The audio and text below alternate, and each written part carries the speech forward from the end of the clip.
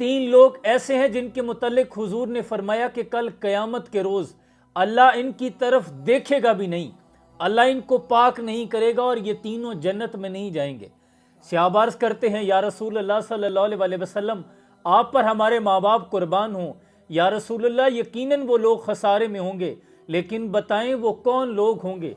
तो हुजूर ने फरमाया कि वो शख्स जो वालिदैन का नाफरमान हो, और दूसरा वो औरत जो मर्दों की मुशाबहत इख्तियार करे, यानी औरत होकर मर्दों की तरह दिखाई दे, और तीसरा वो दयूस है।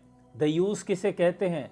जिसकी आंखों के सामने उसके घर की औरतें ऐसा लिबास बेतन करें जो दूसरे मर्दों को दावत गुनाह दें, और ऐसा बनाव सिंगार करके वो घर की दहलीज को पार कर जाएं और वो खामोश तमाशाई बना देखता रहे। और हुजूर ने फरमाया ये तीन लोग जन्नत में नहीं जाएंगे, एक माँ बाप का नाफरमान, दूसरा आदि शराबी, और तीसरा देकर एहसान जतलाने वाला। ये आम लोगों में आदत पाई जाती है, किसी पर कोई नेकी कर दें तो बार बार फिर उसे जतलाते रहते हैं। यानी वो गुनाह हैं जो अब हमारी कौम में बुरी तरह सराहियत कर चुके हैं। अल्लाह याज़ो बिल्ला, अल्लाह की पनाह, अल्लाह की ज़ात रोज़े महशर हुजूर अकरम सल्लल्लाहु अलैहि वसल्लम की शफाअत से और अपनी रहमत से हमें महरूम ना करे। सलाम।